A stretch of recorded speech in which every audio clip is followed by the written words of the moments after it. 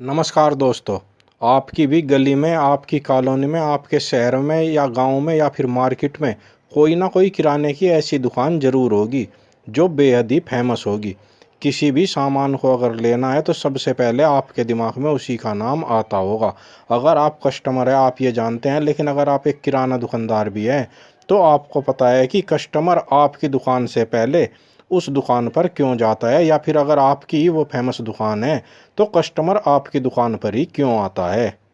अब यदि आप उन दुकानदारों में हैं जिनकी दुकान फेमस नहीं है, तो आइए बात करते हैं कि आखिर ऐसा क्यों है कि आपकी दुकान फेमस नहीं हो पाई और आपके आसपास की वो दुकान इतनी फेमस कैसे हो गई कि लोग उसी का नाम किसी भी सामान के लिए सबसे पहले अपने दिमाग में लेते हैं और सबसे पहले उनके कदम उस दुकान की ओर चले जाते हैं। रास्ते में दुकान आपकी भी पड़ती है, लेकिन वो आपकी दुकान की तरफ देखते भी नहीं, उसी फेमस दुकान पर से सामान लाते हैं।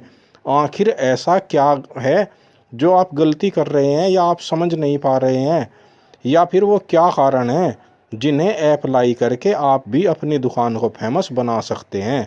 ऐसे ही 8-10 पॉइंट आज की इस वीडियो में हम डिस्कस करेंगे, जिससे कोई भी दुकान अपनी गली मोहल्ले शहर कॉलोनी मार्केट की फेमस दुकान बन जाती है।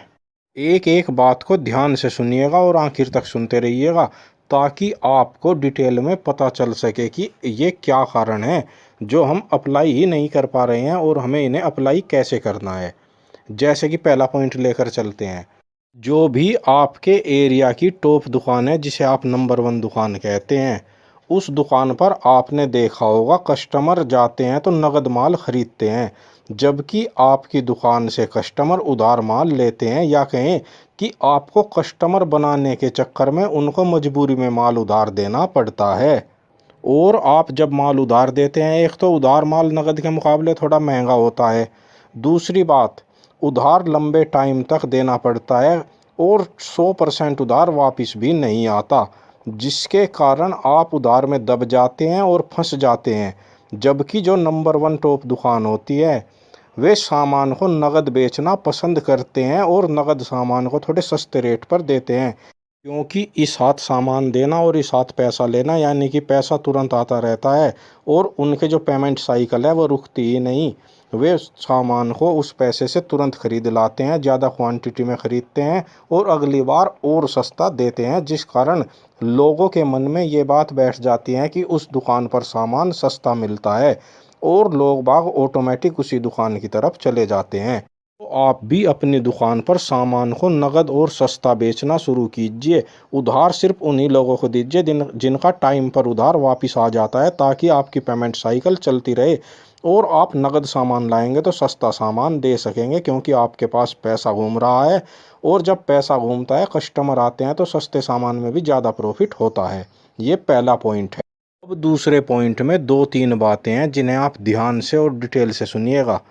मान लीजिए किसी भी फेमस दुकान पर कोई कस्टमर जाता है तो ग्राहक जितना सामान मांगता है वो सारा सामान उस दुकान पर मिलता है।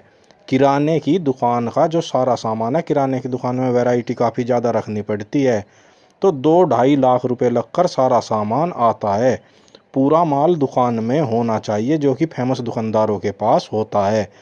अगर दुकान पर एक बार ग्राहक आ गया, उसने आपको चाहे 15 सामानों की लिस्ट दी, 5 सामानों की लिस्ट दी और आपके पास वो सारा सामान मिल गया, तो कस्टमर दोबारा भी आपकी दुकान पर ही आएगा। लेकिन यदि उसे 7 सामान में से 4 मिल गए, 3 नहीं मिले, या 5 मिल गए, 2 नहीं मिले, मतलब ये कि सारा सामान आपकी दुकान पर नहीं मिला और उसे दूसरी दुकान पर जाना पड़ गया, तो दूसरी बार कस्टमर के कदम आपकी दुकान पर आने से ठिठकेंगे। वो 2 बार सोचेगा कि इस दुकान पर सारा सामान नहीं मिलता, मुझे दुकान बदल लेनी चाहिए। और कस्टमर दुकान बदल लेता है, आपको पता भी नहीं चलता कब कस्टमर किसी दूसरी दुकान का हो गया। तो फेमस दुकानदारों के पास एक तो सारा सामान होता है, हो सकता है आपके पास भी सारा सामान हो, और क्या आपकी दुकान में सारा सामान खुला हुआ भी, लोकल आइटम भी, और जो ब्रांडेड प्रोडक्ट होते हैं, 2-4 फेमस ब्रांड होते हैं, क्या सब तरह की वैरायटी आपकी दुकान में है? फेमस दुकानदारों के पास हर वैरायटी का सामान होता है, चाहे लोअर क्लास कस्टमर आए या हाई क्लास कस्टमर आए, खुला मांगे या ब्रांडेड मांगे, वो सारा सामान तुरंत दे देते हैं।